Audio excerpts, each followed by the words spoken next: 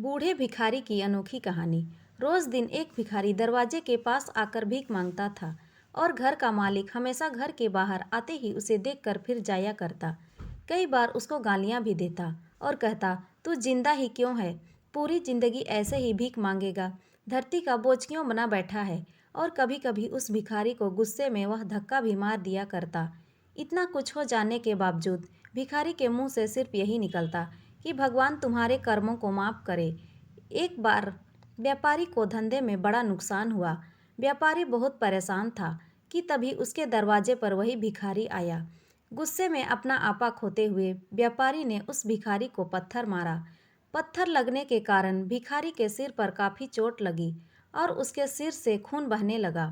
फिर भी दर्द से कराहते हुए भिखारी ने इतना ही कहा, भगवान तुम्हारे कर्मों को माफ करे। भिखारी वहां से चला गया। व्यापारी सोचने लगे, भिखारी को पत्थर मारा, फिर भी उसने सिर्फ प्रार्थना की। व्यापारी का गुस्सा शांत हुआ। व्यापारी का मन शांत हुआ। भिखारी का रहस्य जानने के लिए व्यापारी ने भिखारी का पीछा करना शुरू कर दिया। भिखारी जहाँ जहाँ जाता, व्यापारी उसके पीछे पीछे जाता। व्यापारी ने देखा कि कोई उसको खाना देता, कोई उसको मारता, कोई अपमानित करता तो कोई गाली देता। लोग भिखारी के साथ चाहे जैसा व्यवहार करते, लेकिन भिखारी सबके लिए एक ही प्रार्थना करता, भगवान तुम्हारे पाप माफ करे। अब रात होने को आई थी। भिखारी अपने घर जाने के लिए लौटा। वो अपने घर पहुंच गया, लेकिन व्यापारी अब भी उसका पीछा कर ही रहा था। एक पुरानी टूटी हुई खटिया पर एक बूढ़ी औरत लेटी हुई थी। काफ़ी कमज़ोर और बीमार लग रही थी। वह भिखारी की पत्नी थी। अपने पति को वापस आता देख वह खाट से उठ खड़ी हुई। पत्नी ने अपने पति के भीख वाले कटोरे में देखा। उसमें सिर्फ आधी बासी रोटी थी। उसे देखकर वह बोली, आज बस इतना ही मिला और आपके सिर से खून निकल रहा है, ये चोट कैसे लगी? बूढ़ा भिखारी बोला, आज बस इतना ही मिला, किसी ने कुछ दिया ही नहीं, सब ने गालियां दी और एक ने पत्थर भी फेंका, इसीलिए मेरा सिर फट गया। एक गहरी ठंडी सांस लेकर बूढ़ा भिखारी बोला, यह मेरे ही कर्मों का फल है। तुम्हें याद है कुछ सालों पहले हम कितने अमीर थे? क्या कुछ नहीं था हमारे पास? हमारे पास हर चीज़ ज़रूरत से ज़्यादा थी, लेकिन हमने कभी दान नहीं किया और उससे भी बुरा हमने उस अंधे भिखारी के साथ किया जो हमारे द्वार पर भीख मांगने आया करता था। बूढ़ी पत्नी की आंखों में आंसू आ गए।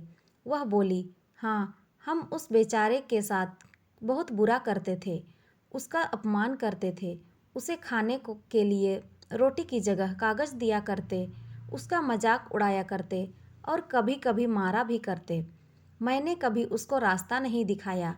एक बार मैंने उसके मुंह पर मिट्टी भी फेंकी थी और वह हमेशा दुखी होकर यही कहता कि भगवान तुम्हारे किए की सज़ा ज़रूर देगा, भगवान तुम्हारे पापों की सज़ा ज़रूर देगा।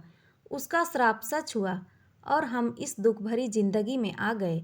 भिखारी बोला, हाँ, उसका श्राप सच हुआ, इसीलिए मैं किसी को बद्दुआ नहीं देता। चाहे कोई मेरे साथ कैसा भी बर्ताव करे, मैं हमेशा उसके लिए प्रार्थना करता हूँ। मैं नहीं चाहता कि कोई भी हमारे जैसे ज़िंदगी का अनुभव करे, किसी को भी हमारे जैसे दुखों का सामना करना पड़े। वो नहीं जानते कि वह कितना बड़ा पाप कर रहे हैं, इसीलिए अनजाने में हुए पाप की ऐसी सज़ा किसी को भी मिले मैं नहीं चाहता। व्यापारी वहीं पर छुपकर यह सारी बातें सुन रहा था। अब उसे सब कुछ समझ में आ गया था। भिखारी और उसकी पत्नी ने वह आधी रोटी मिल बांट कर खाए और भगवान को धन्यवाद बोलकर सो गए। अगले दिन बूढ़ा भिखारी फिर से भीख मांगने गया। व्यापारी के घर के पास जाते ही व्यापारी ने पहले से गर्म रोटी उसके लिए निकाल रखी थी। उसे देते हुए व्यापारी विनम्रता से बोला, माफ़ कर दीजिए बाबा, मुझसे बहुत बड़ी गलती हो गई। बूढ़ा भिखारी बोला, भगवान तेरा भला करे। इतना कहकर वह आगे निकल गया। इस कहानी से जो सीख मिलती है कि आदमी चाहे किसी के बारे में बुरा कहे या भला करे, लेकिन भगवान सिर्फ कर्म के हिसाब से ही उसको फल देता है। क्या हुआ अगर भगवान नहीं दिखता?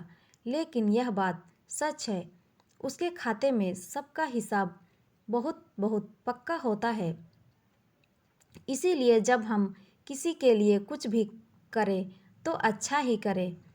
तो दोस्तों, ये कहानी आपको कैसी लगी कमेंट में ज़रूर बताएं और अच्छी लगी हो तो लाइक और सब्सक्राइब ज़रूर करें।